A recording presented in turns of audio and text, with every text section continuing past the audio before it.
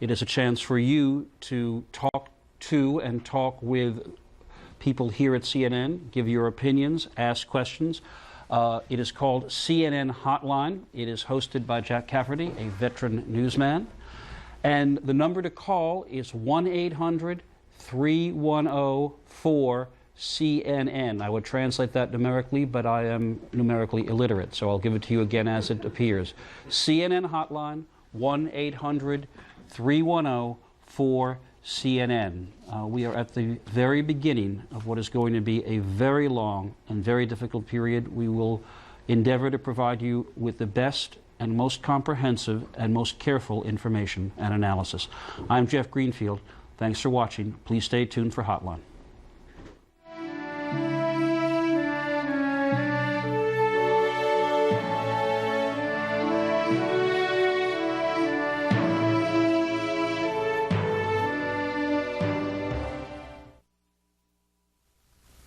Sunday night, the end of the toughest week for America since Japan bombed Pearl Harbor 60 years ago. Tomorrow brings more uncertainty as the stock market reopens after the longest closing since World War I. By now, it's a story we all know too well. 5 days ago, terrorists commandeered 4 passenger airplanes and turned them into flying bombs. 2 of them destroyed the world's biggest symbol of capitalism, the World Trade Center. A third partially destroyed the symbol of the mightiest military power in the world, the Pentagon. And the 4th crashed in Pennsylvania, killing everyone on board. We've spent the past few days mourning, burying the dead, searching for those still unaccounted for, thousands of them. And now the war drums in Washington grow louder, stirring an otherwise peaceful nation to a common goal: remove these terrorists from the face of the earth once and for all. We'll talk about it and take your calls on CNN's Hotline.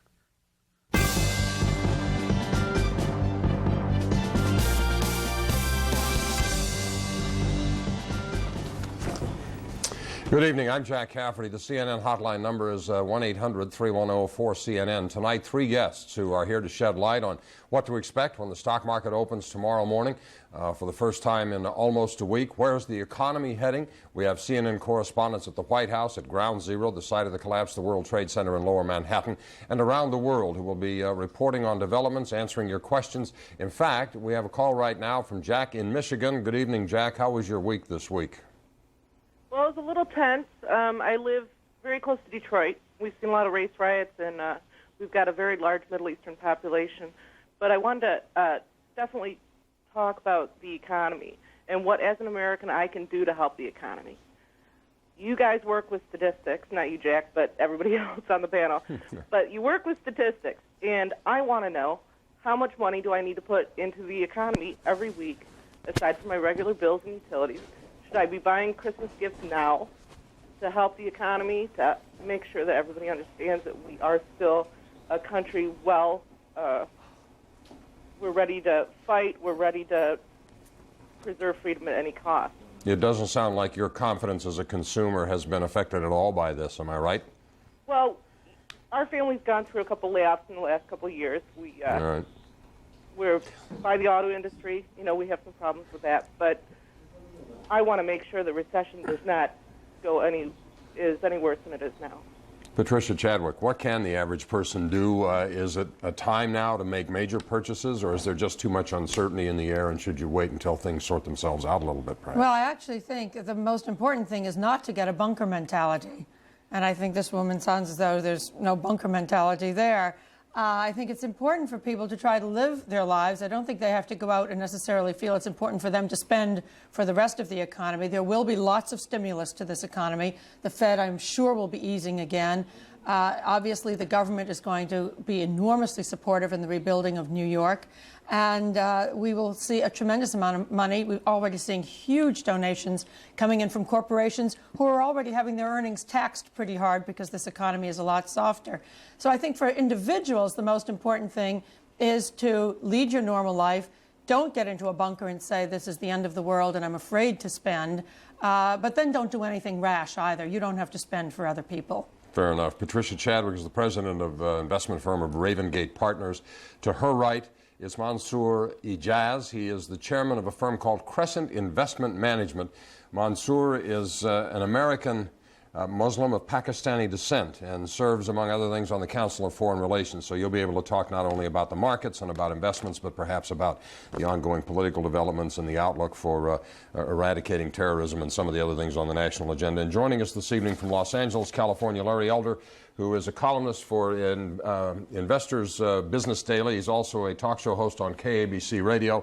I don't see, there's Larry. Larry, good to have you with us. We begin, this is the panel, these are the people we'll be talking to for the next couple of hours, but before we get to that, let's go up to the roof overlooking the site of the devastation of Tuesday and get the latest news developments from Garrick Utley. Garrick? Thanks, Jack. The early morning hours just after midnight here on the east coast of the United States and here in New York City. Here are some of the latest developments in the news we're looking at. Well, Wall Street, as you've been saying and as we all know, has been getting ready to get back to work. There's a lot of dust to be cleaned up down there. George Washington was getting a shower, cold water shower. The opening bell at the New York Stock Exchange will ring at 9:30 a.m. Eastern Time, signaling the return to business. The U.S. exchanges have been closed since last Tuesday. A few blocks away, no one is thinking about the Dow or the NASDAQ, only the search that continues and the clearing of the rubble there, the mountains of rubble. The number of missing and feared lost is still holding at 4,957. 190 people are confirmed dead. Earlier on Sunday, President Bush returned to the White House from Camp David, where he'd spent the weekend with his officials, and said to Americans, it's time to get back to work. Tomorrow when you get back to work hard like you always have. But we've been warned. We've been warned there are evil people in this world. We've been warned so vividly. And we'll be alert. Your government is alert. The governors and mayors are alert that evil folks still lurk out there. A few hours ago, 2 more arrest warrants were issued for 2 material witnesses. Precisely why they were arrested is not known. Details of the warrants are being kept under seal. And earlier today, the FBI searched an apartment house in Delray Beach, Florida. Authorities there believe that at least one of the suspected hijackers lived in that apartment complex in Florida. Both men are believed to be connected with Osama bin Laden, the man President Bush described as prime suspect behind Tuesday's attacks. Now, you might think bin Laden could have made more out of his life. His father in Saudi Arabia built up a multi-billion-dollar business. Bin Laden was not exactly a deprived child. Well, anyway, he is now the most wanted man in the world, and today he said, "Don't blame me." Bin Laden denied that he played any role in Tuesday's attacks. His statement reads, and you can read this closely along with us, quote, "After the recent attacks which the United States has witnessed, the U.S. government ventured to point fingers at me, accuse me of involvement. The U.S. government has consistently blamed me for being behind every occasion its enemies attack it." And he goes on, "I would like to assure the world that I did not plan the recent attacks, which seems to have been planned by people for personal reasons. As for me, I've been living in the Islamic Emirate of Afghanistan and following its leader's rules. The current leader does not allow me to exercise such operations." Well, the rulers of Afghanistan are the Taliban. They depend on neighboring Pakistan for fuel and other critical support.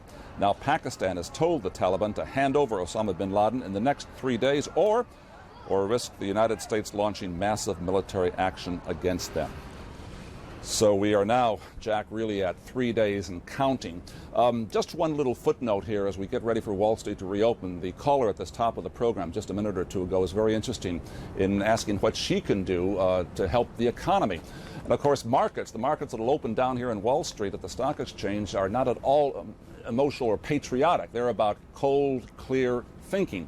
And I think one of the things we need to keep in mind, and perhaps the people under the greatest stress, are going to be those traders, those investors, those pros down on Wall Street.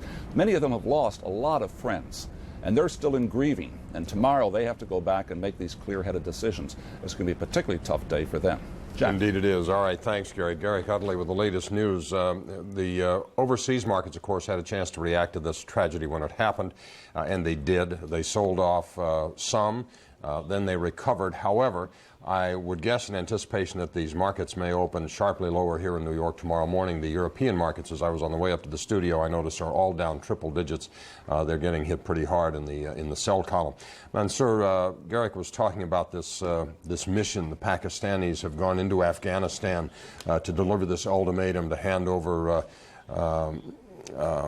bin Laden or else. What's your sense of what we're watching there? Is that the real deal? Is this international street theater? Is this rhetoric? I mean, if it were as simple as all that. Well, I think that the United States has taken a different tact this time in dealing with the problem that bin Laden presents to the global community.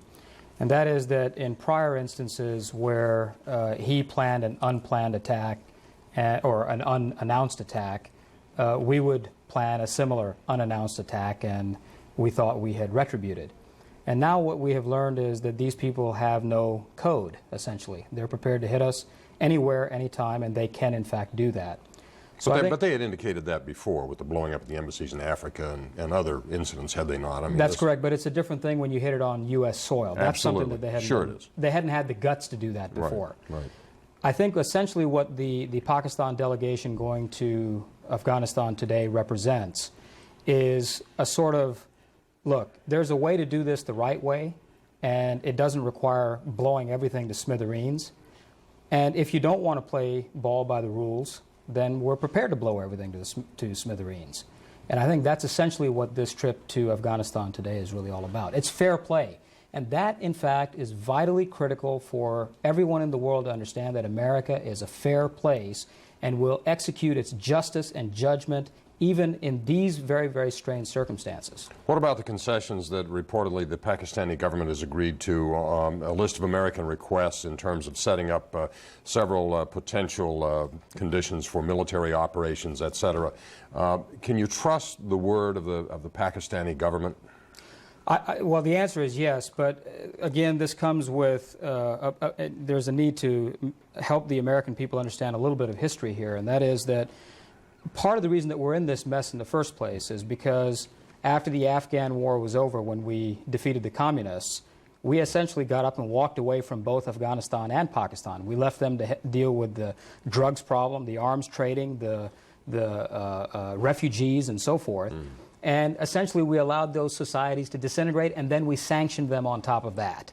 Now, if we do the same thing this time, then I can tell you that we're going to have much bigger problems in the future. So if the United States government is smart and they're going to engage the Pakistani government at this moment, they have to do that in such a way that it's a long-term engagement to help essentially rebuild these societies. That's, I think, really what needs to happen. All right. I want to talk some more about the potential military options, the foreign policy initiatives that might contribute to a solution, the potential use of the greenback dollar bill as a weapon in a military struggle, because there are suggestions that economically there may be ways to apply more pressure to some of these societies than the military ever could.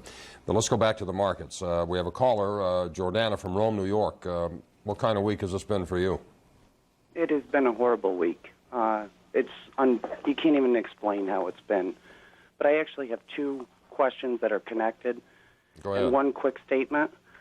We have spent massive amount of money, economic support, military support, all throughout the world. I guess one of my questions is how much are we going to get now from other countries? How much are we going to continue to spend in these other countries when we need it here? And the one quick comment I had was just, instead of African American and Arab American, how about if we turn it around and we're American Arabs, we're American Africans. There you We're go. American first and foremost. Did you have a question? Just if they have any idea how we are going to, are we going to stop the economic spending all over the world? Are we going to get any help back? Well, and that is a good question. It's a big question, and it has a lot to do with where these markets may or may not go. The American economy was weakening before these events. The European economies were weak. The Asian economies are weak. A couple of ways to look at this. With the additional spending that may flow from Washington in terms of tapping the Social Security reserves and spending money for military operations, et cetera, I guess economically that would work as a stimulus. But if consumer confidence dries up and people are afraid, then we get the reverse effect. Does the market open lower tomorrow? Does it close higher? What do you think? And we'll kind of begin there. Why don't you start? You're the expert. Yeah, and that's a question nobody knows the answer to. Well, nobody does know the answer to how the markets will open tomorrow, but I think there is one important thing to the point of the question that was being asked. In fact, the reason that the United States has been able to help so many other countries in the world is because we are the most powerful. We have the strongest economy. We have a budget surplus. Very few other countries have budget surpluses. We have the strongest military. And in fact, as the U.S. economy has gone down, most recently, so hasn't it dragged the rest of the world's economies? And I think it's important. You mentioned how the European markets, were down, then rallied, and are nervous. I think they really are looking to take their cue from the American market. They want to see how our market does, right, and that will give them a follow-on. We have certainly got support from a lot of our allies. We've heard Tony Blair. We know that we're going to have support for them in trying to deal with this issue of terrorism. It's in everybody's globally. interest to get together on this thing, because if they can do it here, they can do it anywhere, and I think everybody understands that. What do you think about just a sidebar that I'll add to that, and that is that we have to remember that in the Gulf War, it was primarily Saudi Arabia, Kuwait, and the United Arab Emirates that paid the bill in the end. Right. They essentially paid, in fact, almost the entire bill. That's number one. Number two is that it is a very different cost that is involved when you go after an unseen, unknown, untested enemy whose financial infrastructure and military infrastructure is nothing close to what the Iraqi government had during the Gulf War. Just two sidebars that I would add. All right. Larry Elder, we have one view of all of this going on because we're all here in New York City where it happened. How is the population dealing with this in California? What are you hearing from your listeners? What sense just what sense do you get from the people you talk to on your radio program each day of how they're feeling about all of this? Well, what we're getting is an overwhelming sense of patriotism. If there's a silver lining to this crisis, it's that Americans are finally seeing that we have a lot more in common than we have apart. 2 weeks ago, some of the squabbles that we talked about seem so utterly petty right now. We're seeing people giving blood. The Red Cross saying that more people giving blood than they even need for the next near term. We're seeing a line of people wanting to join the military for the first time, an increase in that. We are seeing people volunteer their time to the point where Mayor Rudolph Giuliani says more volunteers are signing up than they can even put them to use. There's a tremendous outpouring here of affection for Americans, and what it really says, Jack, and and I think it addresses the other caller's concern about the economy. For the last 2 generations, 3 generations, we've embarked on a massive welfare state where the federal government has gotten involved in health care, Social Security, paying farmers not to grow crops, middle-class entitlements, where a lot of billionaire owners have somehow duped taxpayers across the country into ponying up money for stadiums that they ought to be paying for themselves. Meanwhile, we're shirking national security. The #1 job of government is to protect people and property, and hopefully now we'll get our priorities in line and have the federal government do its #1 job, which is to protect us, and let people, able-bodied people and able-minded people handle their own personal problems. This could be an expensive, protracted war to prosecute if it comes to that. And I was looking at a couple of polls earlier, and I apologize, I don't recall which one. There are a lot of these around, but it was asking the question basically, do you support the United States going to war? And if necessary, would you support it if it takes a period of months? And the number of people in favor was somewhere up above north of 80%. The second question was, will you support military action on the part of this government over a period of years, if it's necessary? And the numbers go from north of 80 to just north of 60. Right. Still a substantial majority. My question is, how much sense do you get of the willingness of people to make the tough sacrifices? There's no question during World War II that the sacrifices that people made at home, doing without gasoline and meat and all kinds of things in order to fund and fuel the war effort, made a great deal of difference in the economics of how World War II turned out. Do you have a sense that we're ready to go to the mattresses, as they talked about in The Godfather, to get this done? Oh, absolutely. When you look at those images of those planes, the plane slamming into the World Trade Center, people are angry. We've got an enemy here, and there's no question that the American people are prepared to fight that enemy. But think about where the president was when this happened. He was in Florida reading to elementary school children. Again, a function that the federal government shouldn't have been involved in at all. Our own mayor of Los Angeles... Wait a sec. I mean, politicians have been kissing babies since George Washington ran for office. It's just, photo ops are what they do. Jack, here's my point. We have spent $135 billion just on Title I alone. That's a federal program that was designed to close the educational gap between inner city school districts and suburban school districts. In fact, in the last 30 years, that gap has widened. The current secretary, Ron Page, has said publicly that we have wasted $135 billion on this program. One more time, if you're going to talk about education, that's something that should be done by state governments and local authorities, not by the feds. The feds should be talking about protection. We should be talking about infiltration. We should be spending more money for spies and for spooks and for expanding the CIA and for protecting American citizens, not getting us involved in things that American citizens should be doing by themselves. What's the market going to do tomorrow? Oh, I have no idea what the market's going to do tomorrow.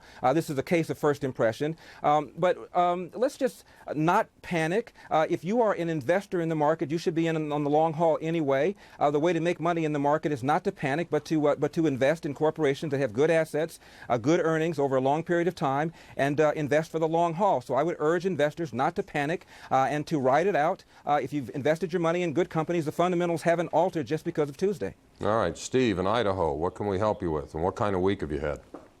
Well, yeah, it's been a dandy. I think we need to focus on the positive things. You know, if every American, we could tell how the market's going to open tomorrow. If every American went out there and bought just a couple of shares of stock of their choice to show their support, it would tell a story, because this whole thing was to show that they could bring the economics of the world down, and the United States could show the picture with little cost to anybody of just how we support this country and what we're all about. Did you have a question? I didn't have a question other than right. I Don't called. have to have one. I called earlier this evening to an investment person that I deal with on how we could get word out to people to go out and just purchase a couple shares of stock. That's not a bad idea.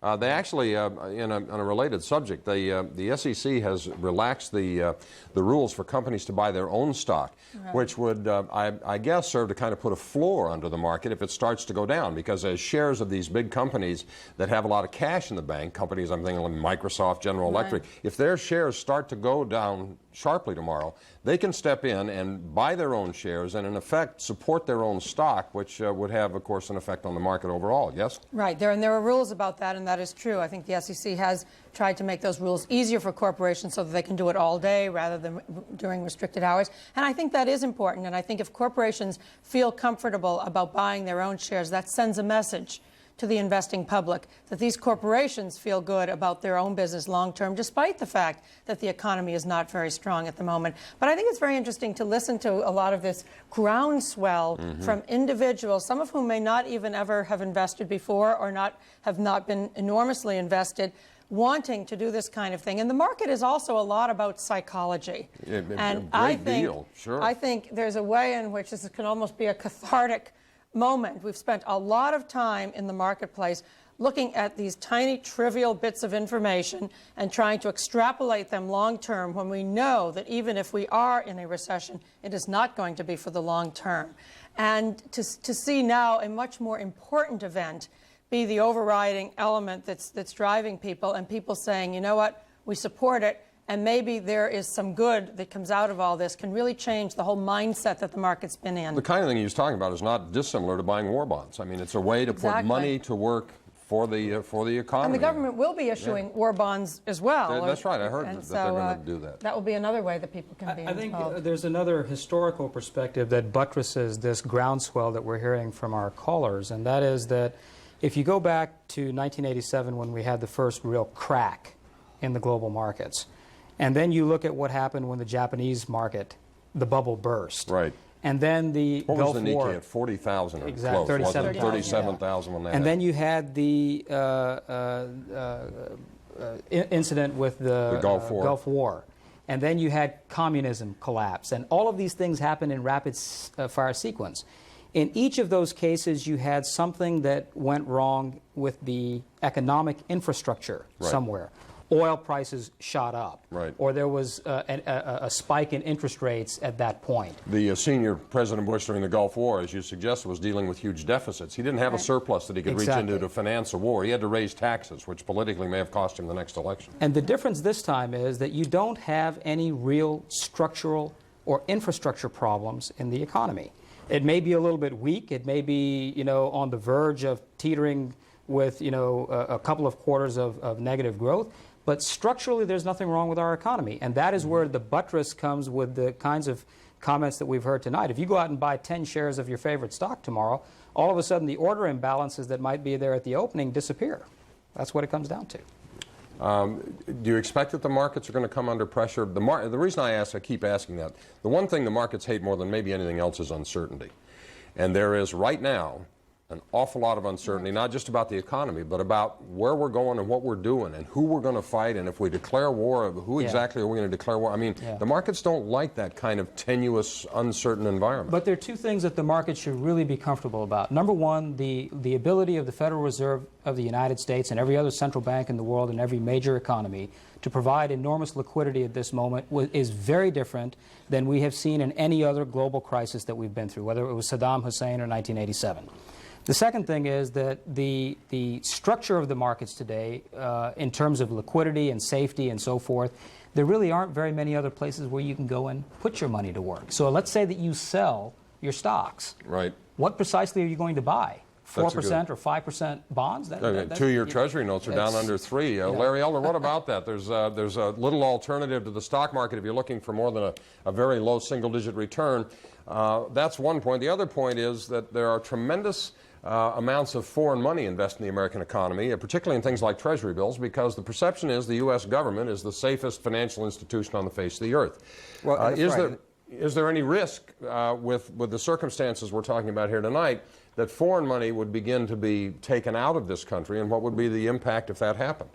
Well, I doubt that foreign money will be taken out, because the reason foreign money is here is because of our political stability and our economic progress. And you're absolutely right, markets do not like uncertainty, and in the short run you're going to have volatility. That's why prudent investment requires you to take the long haul. 5, 10, 15, 20-year investment windows ought to be one's horizon, and if that's how you look at it, you can ride out these shocks. In 1987, when the stock market crashed, the most prudent thing to do was to go back the next day and get into that market, because if you had done that, you would have made a substantial amount of return on your equity. Absolutely right.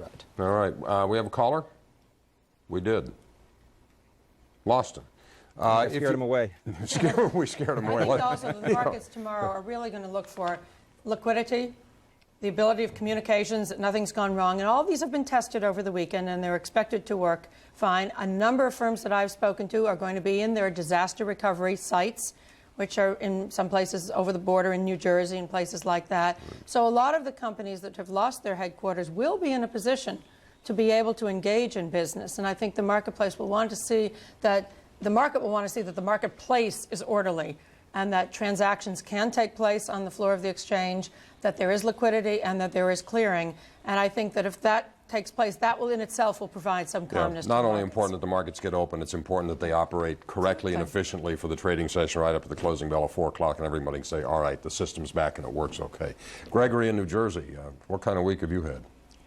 Well, first of all, I spent a couple days in Kansas City because my flight never made it to Seattle. We got grounded.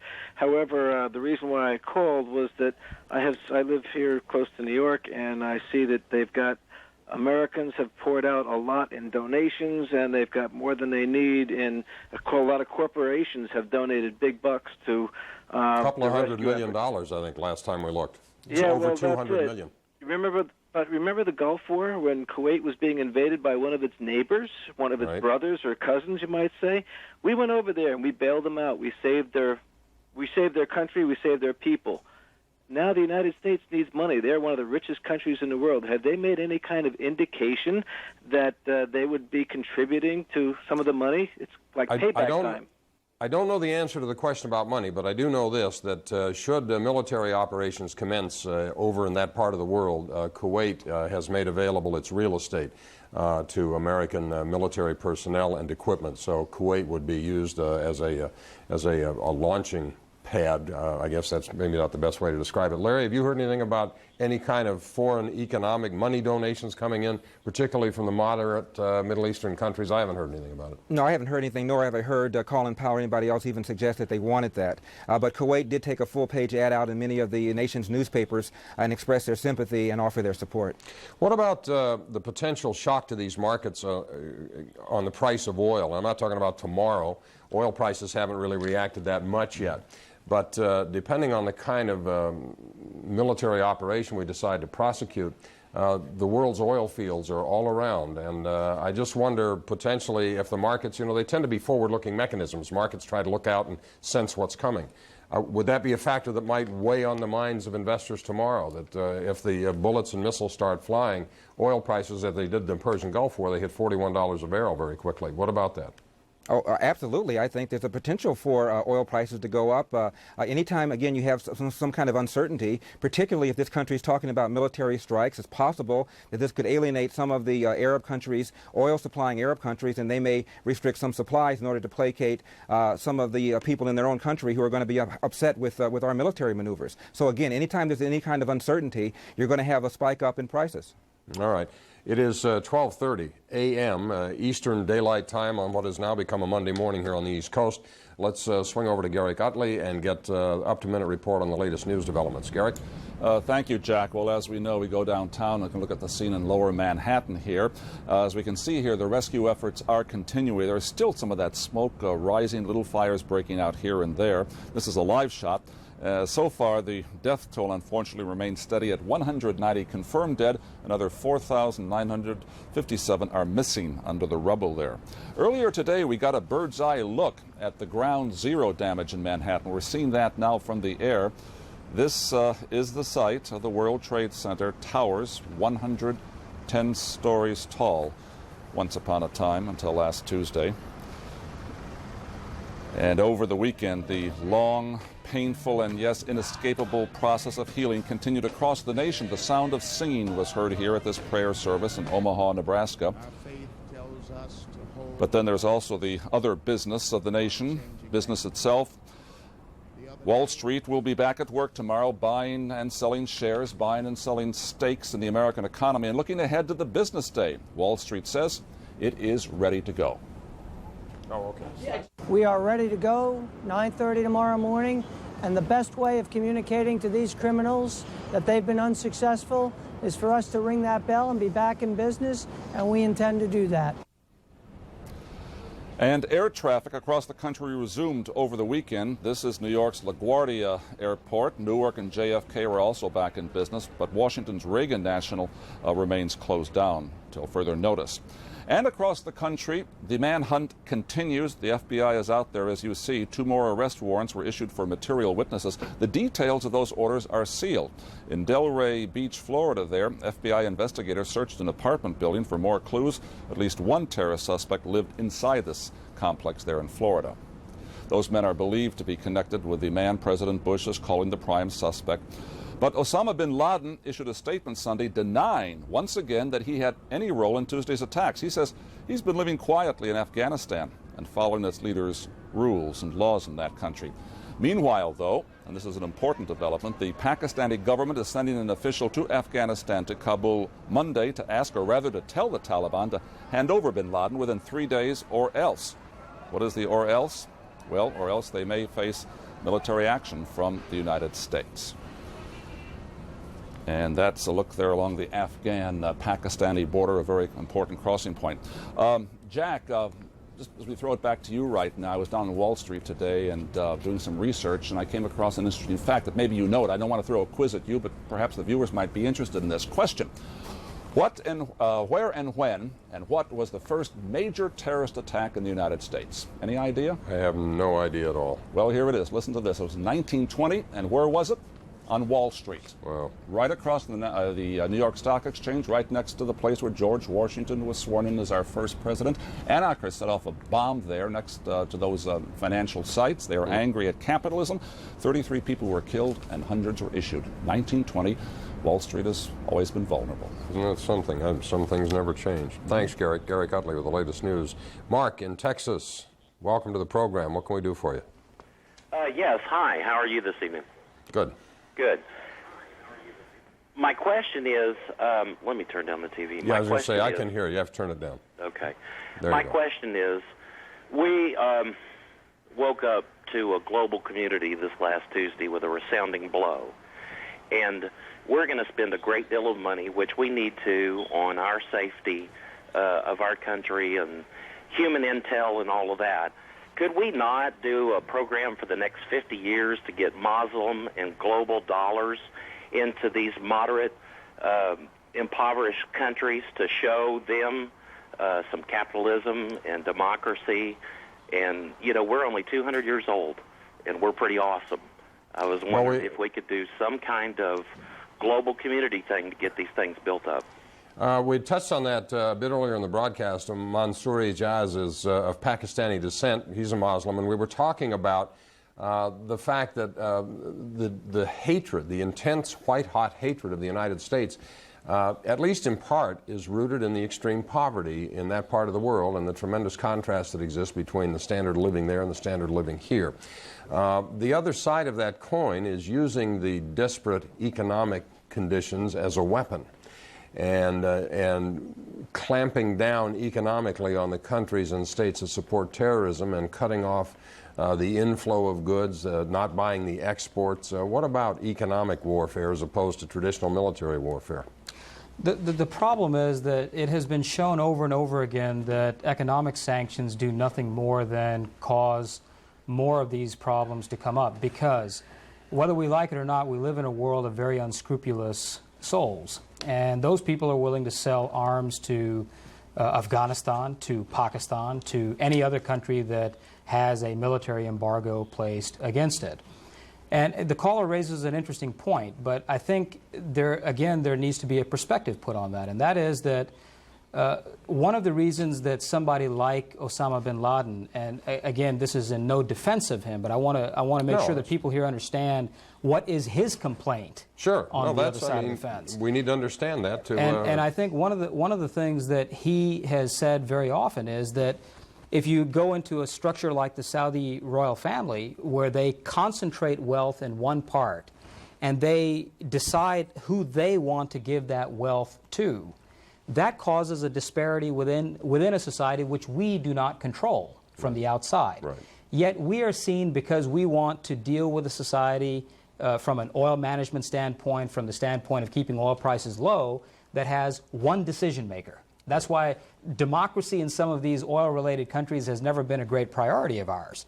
We would love to tell the Sudan that they need to be democratic, but right across the Red Sea, we don't tell Saudi Arabia that they need to do it. No. So I think that in that sense, for now decades, there has been an enormous hypocrisy in American foreign policy that needs to be corrected. But having said that, that doesn't make it right that when people think that the only way that they can rectify their wrong is to come and kill innocent people. That's unacceptable. So we are going to root these people out, and we have to do that. But once we do it, we then have to be also responsible enough to take some of the money that we have and more equitably distribute it and help these societies build their democratic frameworks up. Fair enough. Brian. And their economic Yeah. structures as well, which I think gets to an issue that has been an important one over the last year or so, which is this whole issue of globalization. Mm-hmm. And I think I've just tried to sit back and think about some of these issues and said, why has there been so much turmoil in Genoa and Vancouver and Seattle and all these things? Industrialized nations get together, When, in fact, for the most part, the world has been at peace and the world's economies have been pretty good. And it's because, in essence, there hasn't been something to coalesce people, a bigger and stronger issue. But in fact, the globalization ultimately has the opportunity of bringing better economics, capitalism, and ultimately democracy to these poorer nations. And so that is a benefit of globalization. It may benefit also capitalist companies in the Western world, but in fact, by putting your plants there and by building facilities there, you're bringing those people to jobs that would never have had jobs before. Let me get to a call. Brian in Wisconsin, you're on the air with us. What can we help you with? Yes, sir. I'm just wondering if your panelists might be able to answer a question on what effect military action might have upon the economy. That is to say, regardless of what type it is, boots, bullets, and beans do cost money, and they have to come from somewhere. What effect, as we saw in World War II, with massive spending somewhat bailing out the economy, what effect might that have right now in the long term on the economy? Larry Elder, let's let you take a shot at that. Are you there? Sure, I'm here. Could I address a little bit, though, of what we said just a moment ago about money to some of these countries to bail them out? One of the reasons that America is disliked by so many people in the world, especially in the Arab world, is the feeling that we've interfered in the domestic policies of so many other countries. When you look at the trillions of dollars that we've given to aid around the world, especially to third world countries, it hasn't done very much good. In fact, we've often propped up regimes that are military juntas or totalitarian dictatorships, when in fact what people need is free property, capitalism, the rule of law, the kinds of things that have made this country great. This country is a young country. Persia is substantially older than we are. A lot of Arab countries are older than we are. Why is it we're doing better than they are? The answer is not that we cheated. The answer is not that we're brutal or unfair or amoral. The answer is that people are free. We worship free markets. We worship private property and the rule of law. Those are the kinds of qualities and conditions that create prosperity. And so if we have an international United Nations Commission on racism, let's have one on why countries are wealthy and why countries are poor. And you found out that it has nothing to do with religion and everything to do with free markets, free enterprise, and the rule of law and the respect for private property. All right. Now, the callers, let me get you to answer the caller's question, though, which is what kind of economic impact domestically might the buildup and eventual prosecution of a war against terrorism have on our economy at home? Well, I think in the short run it'll help. Any kind of public spending like that in the short run will help. But in the long run, any time the public sector spends money and takes money out of the economy, it hurts things. We do need to spend far more money on our military, but we are overcommitted. We are in 100 countries around the world where we often have no national security interests. We never should have gone, in my opinion, to Bosnia and Somalia and Kosovo and Haiti. These are not our problems. We ought to be spending money to support America and to defend America. And we should spend less money on government programs, on welfare entitlements for the able-bodied, and we should marshal our resources for the #1 responsibility of the government, and that's to protect people and property. CNN correspondent Major Garrett's at the White House in Washington tonight, where the difference of opinion on additional defense spending evaporated with the crumbling of the Twin Towers on Tuesday. The Congress passed a $40 billion resolution either that day or the next, and in effect have said we're ready to spend whatever it takes to get this done. Well, a lot of things, of course, changed, Jack, not individually the defense budget, the entire debate around it. You mentioned that $40 billion. $20 billion is set aside for rescue, recovery, cleanup efforts in New York, Virginia, and Pennsylvania. Another $20 billion for counterterrorism activities. A lot of things will come in under that umbrella. And one other thing changed considerably on Tuesday. Before Tuesday, there was great debate in Washington about defense restructuring, trying to recreate the Pentagon, recreate all 4 of the military services to try to make them more mobile, to make them more adaptive to a new environment. Well, that hadn't taken place before this first war of the 21st century, as the president has called it, was already waged. And so that kind of reassessment is almost happening on the fly right now. And it is quite clear that as this campaign goes forward in whatever dimension it takes, there will be likely more requests of Congress for aid to the Pentagon. You can be pretty well confident that those requests, by and large, will be approved and be approved rapidly. So there was thinking before Tuesday about how to readjust and how to reshape the American military to respond to different non-conventional types of warfare. That reassessment has been accelerated dramatically. Dollars will follow. All right, Major, thank you. Major Garrett at the White House. Chris in Missouri, you're on the air with us. What kind of week have you had? Well, first of all, I just wanted to say my deepest regrets to the families that lost their lives in New York. But I have a question in a sense to our president. It's kind of weird to me that over here in the United States we have terrorists, like Timothy McVeigh, who did that horrible thing in Oklahoma. And I just want to know, basically, what are we going to do in the United States to help change some of the attitudes and some of the racist things that's going on here in our society before we can go over there? Well, that's obviously a very big piece of all of this. It's not, it's not Arabs against Caucasians, the Middle East against the United States. We have a whole basket of those kinds of problems here in our own country. Mansouri Jazz, have you heard or witnessed any kind of backlash activity? I was telling a story last night. There's a little donut shop in my hometown. I live in New Jersey, about 15 miles from here. And kids who look like they are of Arab descent work behind the counter in there. The day this happened, the police pulled into the parking lot and shut the place down. The rumor going through town was that these kids were Islamic fundamentalists and that they began celebrating and writing anti-American slogans on the window, and the police went in and said, "You got to get out of here for your own safety." couple of days went by. The store never reopened. The cops were there around the clock. Saturday, I went into the parking lot and got out and went over to the cop. And I said, what happened here? Turns out these kids are not Islamic fundamentalists at all. They're Indian. They did nothing wrong, but within an hour of the explosions at the World Trade Center, 150 threats by telephone went into this little donut store in a town of 15,000 people in New Jersey. So the caller who's raising the issue of the racial profiling and the stereotyping and the potential backlash in this country has a valid point. How do we guard against that? It happened to the Japanese after Pearl Harbor was bombed. Well, the first thing that we have to realize is that we're all Americans, and we're all in this together. I agreed very much with the caller who previously said, why don't we call ourselves American Arabs and American Pakistanis and so forth. We are Americans first. And one of the reasons that when I have gone out in my citizen diplomacy efforts around the world, I have told Islamic leaders in other countries that, in fact, America is probably the most Islamic country on the face of the planet for one very simple reason. It is to the last hair of evidence that we are prepared to go to hold a man or a woman innocent if we can show that they are, in fact, innocent. Right. And that's something that, in fact, if you practice the Islam and the Quran in its purest sense, you would find people that would practice it exactly that way. The issue about racial profiling, and again, this has hit very close to home for me. The day after this happened, on that evening's broadcast, one of the other anchors, I want to make it clear it wasn't a CNN anchor. Thank you. From one of the other networks.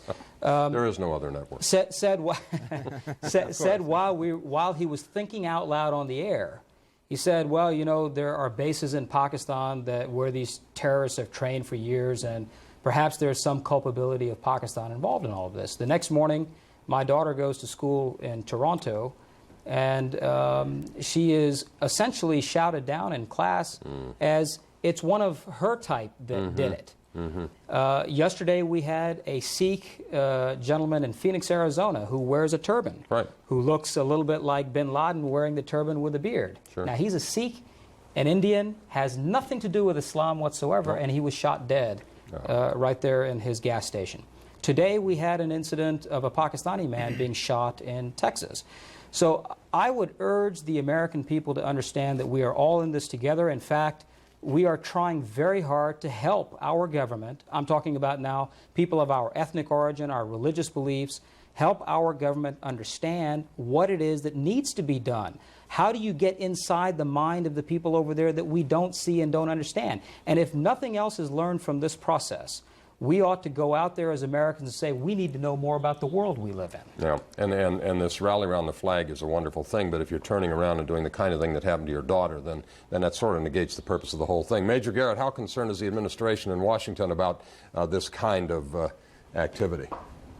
Very concerned, Jack, and I want to point out a couple of things. You know, there have been throughout this last week some comparisons to Pearl Harbor and the attitude of the United States to rally around the flag, the sense of trauma. Very, very similar. But in one very particular way, there is a dissimilarity, and it goes to this issue of underlying ethnic hatred and turning against an ethnic minority in this country and doing so rapidly. You'll recall after Pearl Harbor, there was a government-sanctioned effort that was carried out to displace Japanese Americans, put them in what at the time were called concentration camps. We've cleaned up the language since then. It was after Hitler's concentration camps were discovered that we stopped calling our camps in America concentration camps. But FDR and every member of Congress called them exactly that at the time. A member of the Bush cabinet, Norm Mineta, was a child in California. He was sent to a concentration camp. We call them internment camps now. He tells a very poignant story, told it to me, as a matter of fact, around the time of the second T-ball game here at the White House. He remembers being hustled onto that train and a security guard taking his baseball glove, and his bat away from him because he thought they could all be used as weapons. Norm Mineta, a member of the Bush cabinet leading the entire re-examination of airport security and airline security, remembers all too well what happened in this country at a time such as that. He sits at the table while the president deals with all of these issues. The president has said there can be no tolerance in this country for any kind of racism or violence against Arab Americans. He has spoken out about it. Mayor Giuliani has. Governor Pataki has. You've heard members of Congress from both parties say it. I think that, though there have been very concerned rather episodes that concern us all in this country, but there is absolutely no official sanction for that behavior as there was after Pearl Harbor. As a matter of fact, a very aggressive effort to tamp that down. All right, thanks, Major Garrett. Greg in Connecticut's on the line with us. You glad this week is over like the rest of us are, Greg? Yes, I am. What can we do for you? In life insurance policies, there's a pretty universal exclusion for death incurred in war, whether declared or undeclared. And certainly no amount of money, I'm sure, can replace the losses that families of the victims have suffered. However, my question is, would death benefits be payable to victims' families? And if so, what kind of hassle might they face as insurance companies require some kind of proof of death, and certainly there might not be any evidence. Some people might never be upgraded to anything better than missing. My sense is it probably has to do with the way the policy is written, but let me turn to the people on the panel who probably know more about it than I do, and it'll lead us into a discussion of insurance companies as investments, which is a topic maybe we should talk about. But what about policies and this nebulous act of war kind of provision? Right. I mean, I think there is the spirit and there is the letter. Yep. And while the letter may talk about war and the president may say we are at war against terrorists, I don't think any insurance company in this country is not going to honor the life insurance policy of any individual who has had one. I happen to be on the board of an insurance company, and we've already talked about the fact that we know that there will be a meaningful impact on the life insurance side. And there was never any thought or discussion that it wouldn't be paid because some kind of concept of war was involved. Okay, that's fair enough. That makes just good human common sense. What about insurance companies as investments? Potentially, they seek tremendous, or they face rather tremendous liability in terms of claims. This I was reading could be the most expensive insurance settlement episode in American history. The insurance companies may come under some pressure when the markets open tomorrow. I'd be interested in both of your thoughts on whether or not, if the insurance companies, a company like AIG, for example, which is one of the big insurance companies, if that stock begins to fall tomorrow, do you step in and buy it because it becomes cheap, or do you stay away from it because we haven't figured out how much this is going to cost them yet? Well, obviously, did you want to? No, please, go ahead. Obviously, the impact on the insurance industry will be huge, and it will be very negative. But Hurricane Andrew, I think, was the largest claim, which was, what, about 7 or 8, 10 years ago. And insurance companies came through that. There was a huge amount of reinsurance. Remember, a lot of this reinsurance is offshore as well, so this is a global phenomenon. And reinsurance, for those of you watching who don't watch financial news television, is a way that the insurance companies spread the risk. If they are writing a policy that exposes them to tremendous liability, they reinsure with a reinsurance company and get them to take part of the risk, so that if the event happens, all of the liability doesn't accrue to one party. Is that sort of the layman's explanation? Absolutely. I heard Warren Buffett yesterday I heard this too. Saying that, in fact, they were going to pay out the most they'd ever paid out, but that they were a strong company and they had a good balance sheet. Many insurance companies have very good balance sheets. There are some insurance companies that don't have good balance sheets, and for some of them this may be a serious economic problem. I don't think we can expect our government to bail out every industry that will be impacted. Insurance companies write insurance for events that hopefully are never this catastrophic, but from time to time are. And I think for the most part there will not be a problem in the insurance industry. Very often what happens, interestingly, with insurance stocks is after the first shock, then these companies rally in the marketplace because the realization is there that, my goodness, they're going to have to raise their prices. And the insurance industry has been a hugely competitive one for the last decade and a half. It's been very hard for companies to get any price increases at all. Now we're going to see an environment in which maybe they will be able to get some price increases to rebuild their balance sheets. But on the other hand, the stock market has been strong, and that has also helped these companies to have pretty good surpluses. Talking about the government bailing out industries, what about the airlines, Mansour? They are going to be in even worse shape, and they were in not very good shape going into this. A lot of them were losing money. Continental announcing they're going to lay off 12,000 people. Midway suspending operations completely. 1,700 people unemployed. And if the public is reluctant to buy a ticket and get on an airplane until something more substantial than curbing curbside check-in is done to beef up security.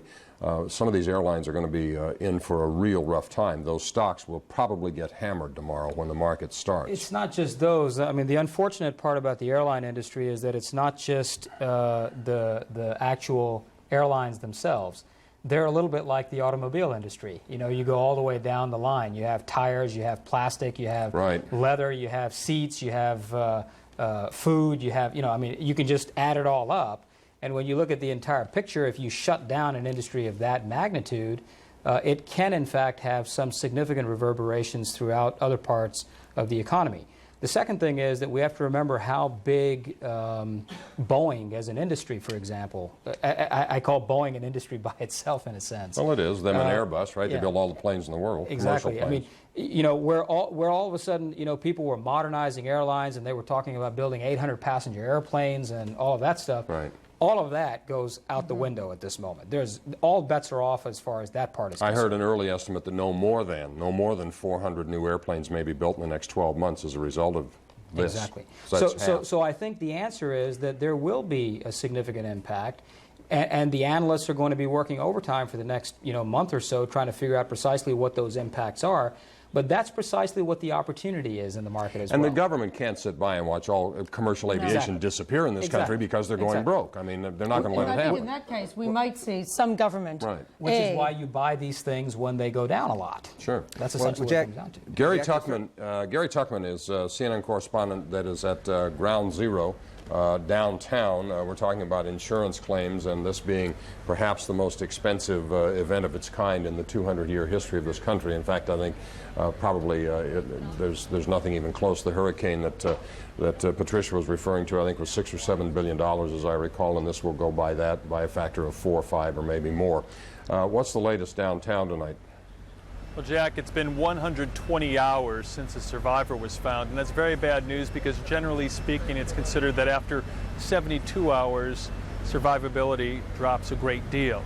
That doesn't mean they're giving up, however. They're still out there. It's still a rescue and recovery mission. They are using heavy machinery to get some of the debris out of there, but they are still looking for people. We were just talking to a volunteer who's been in there since Tuesday, and he says in his heart he still feels there is great potential for people to be alive way below. There are 7 levels below the World Trade Center complex.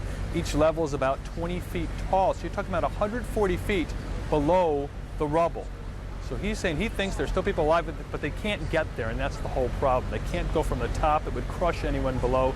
They have to handle this very gingerly. So the search continues, but the fact is there are still 4,957 people missing, and only 5 survivors have been found the day of and the day after.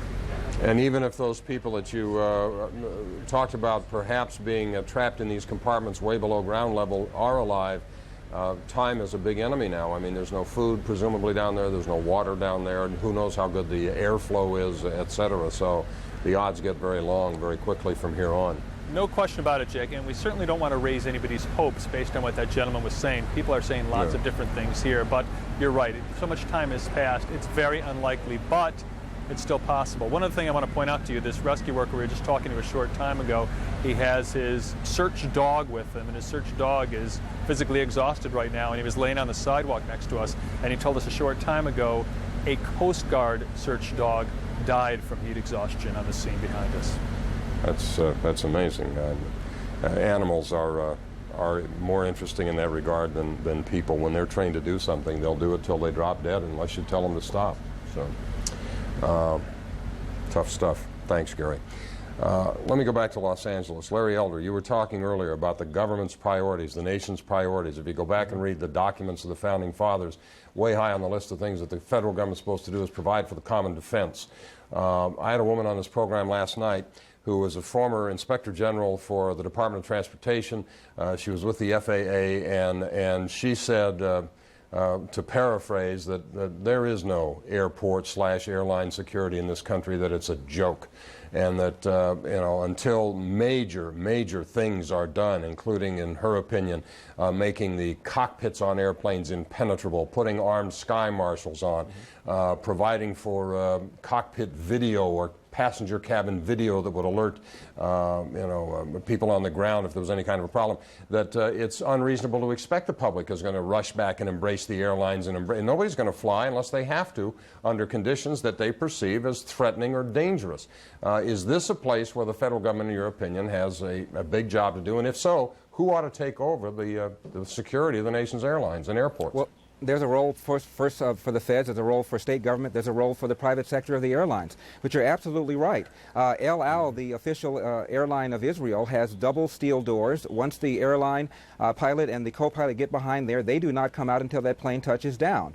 They fly with between 6 and 8 plainclothes sky marshals that are trained in order to thwart attacks like this, and as a result, you do not hear about skyjackings in Israel. You're right. The American people now have gotten religion. We now realize how porous our security is, how easy it is to get on an airplane with a weapon that can be used to skyjack a plane, and the American people will demand safety measures before they turn out in droves and begin to fly the way we used to before Tuesday. Yeah, I'm new at this.